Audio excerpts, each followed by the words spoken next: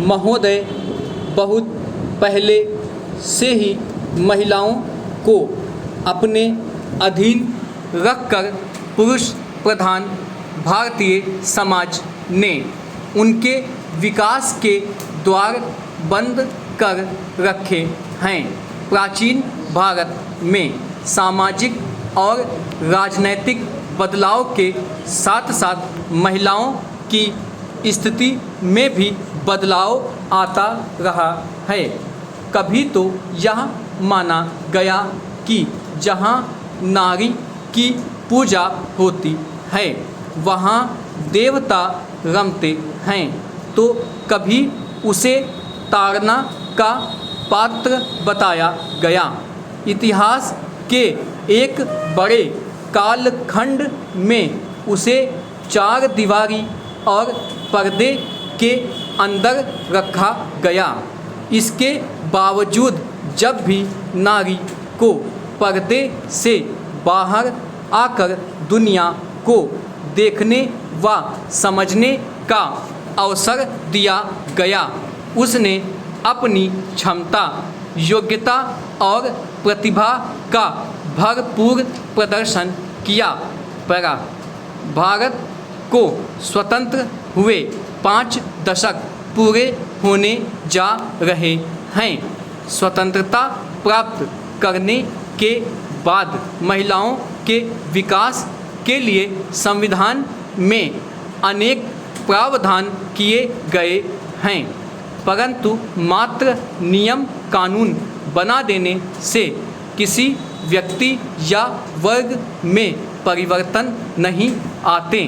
इसके लिए व्यवहार और अमल की भी आवश्यकता है, किंतु भारतीय महिलाओं के लिए इसका प्रयोग नहीं किया गया।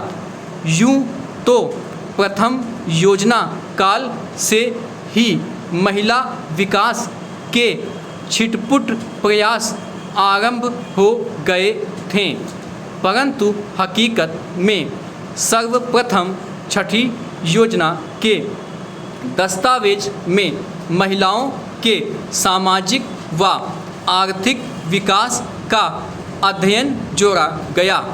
इसके बाद से महिला विकास की योजनाएं निरंतर क्रियाशील रहीं, फिर भी भारतीय महिलाओं की स्थिति में अपेक्षित परिवर्तन नहीं लाया जा सका है। जब भारतीय महिलाओं की तुलना दूसरे देशों की महिलाओं से की जाती है तो हमें बड़े दिलचस्प तथ्यों से साक्षात्कार करना पड़ता है और हम तभी जान पाते हैं कि भारतीय महिलाओं की वास्तविक स्थिति क्या है, यानी बेहद चिंताजनक और दुरूह। क्योंकि एक अध्ययन से ज्ञात हुआ कि दुनिया के 130 देशों में भारतीय महिलाएं 99वें स्थान पर हैं।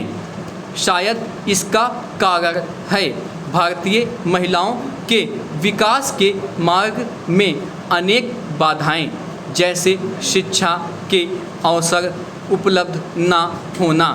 इससे उसका स्वाभिमान, उसकी चिंतन शक्ति और उसकी जिजीविषा का विकास अवरुद्ध हो गया। इसका प्रमाण है स्वतंत्रता के बाद 48 वर्षों तक कभी शिक्षा में महिलाओं को पुरुषों के बराबर न ला पाना, जबकि दूसरे देशों ने महिलाओं को शिक्षित बनाने में अधिक जोर दिया।